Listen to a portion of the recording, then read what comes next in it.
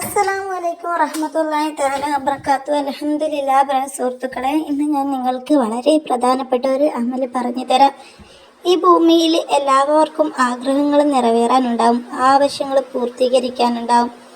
ആരും ഈ ഭൂമിയിൽ എല്ലാം തികഞ്ഞവരായിട്ടും ഉണ്ടാവുകയില്ല. എന്തെങ്കിലും ആഗ്രഹങ്ങൾ നിറവേറാനുണ്ടാവും. അതുപോലെ സമ്പത്തിൻ്റെ ആവശ്യങ്ങളുണ്ടാവും. സാമ്പത്തികമായിട്ട് ഞെരുക്കത്തിൽ ദാരിദ്ര്യം അനുഭവിക്കുന്നവരുണ്ടാവും. കടം വീടാനുള്ളവരുണ്ടാവും.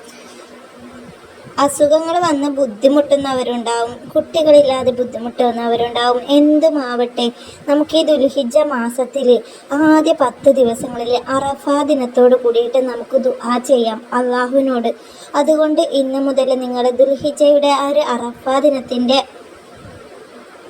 രാവിലും പകലിലും കൂടിയിട്ട് നിങ്ങളിത് ഓതി തീർക്കുക. എന്നിട്ട് ദുആ ചെയ്യുക. ഒരു ദിവസം കൊണ്ട് തന്നെ അത്ഭുത ഫലങ്ങൾ കിട്ടിയവരുണ്ട്.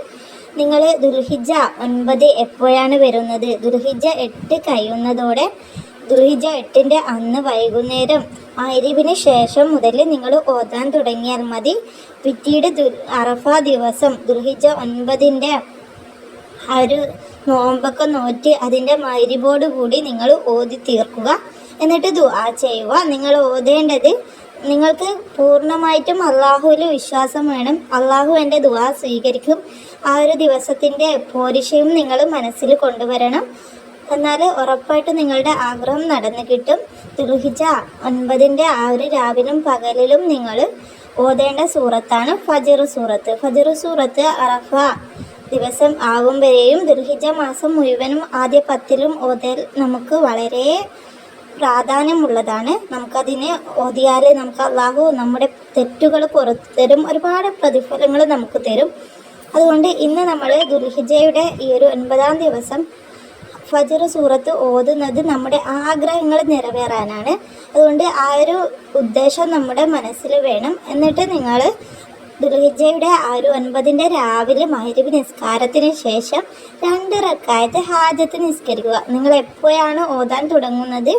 നിങ്ങൾ മഗ്‌രിബിന് ശേഷമാണോ ഇശാഇന് ശേഷമാണോ എപ്പോഴാണ് ഓതാൻ തുടങ്ങുന്നത് എന്ന് വെച്ചാൽ അപ്പോൾ 2 റക്അത്ത് ഹാജത്തിൻ്റെ നിസ്കാരം മനസ്സിൽ നിയത്ത് വെച്ചിട്ട് നിങ്ങൾ നിസ്കരിക്കുക. ആ ഒരു നിസ്കാരത്തിൽ ആദ്യത്തെ റക്അത്തിൽ 7 ഇഖ്ലാസ് സൂറത്ത്, രണ്ടാമത്തെ റക്അത്തിലും 7 ഇഖ്ലാസ് സൂറത്ത്. ആ ഒരു നിസ്കാരം അങ്ങനെ കംപ്ലീറ്റ് ചെയ്ത് ശേഷം നിങ്ങളുടെ ആഗ്രഹം അള്ളാഹുവിനോട് ദുആ ചെയ്യുക. അള്ളാഹ്, എനിക്ക് ഇന്നാലിനൊരു ആവശ്യമുണ്ട്. ഈ ദുൽഹിജ്ജയുടെ ഈ ഒരു അറഫാ ദിനത്തിൻ്റെ മഹത്തായ പ്രതിഫലം കൊണ്ട് നീ നടത്തി തരണേ എന്ന് ദുആ ചെയ്യുക.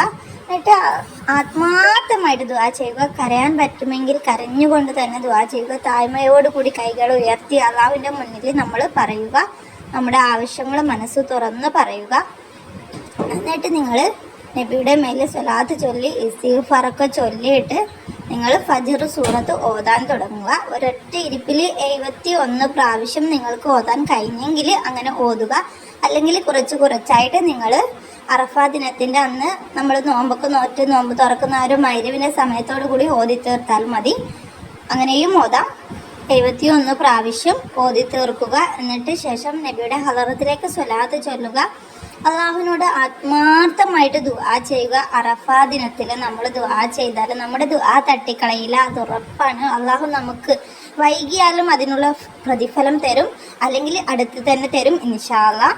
നിങ്ങളുടെ വിലയേറിയ ദുആയിൽ എന്നെയും കുടുംബത്തെയും ഉൾപ്പെടുത്തണമെന്ന് പ്രത്യേകിച്ച് അഭ്യർത്ഥിക്കുന്നു. ഇൻഷാ അല്ലാഹ് എൻ്റെ ദുആയിൽ നിങ്ങളെയും ഉൾപ്പെടുത്തും. ഇൻഷാ അല്ലാഹ് നമുക്ക് അടുത്തൊരു വീഡിയോയിൽ കാണാം.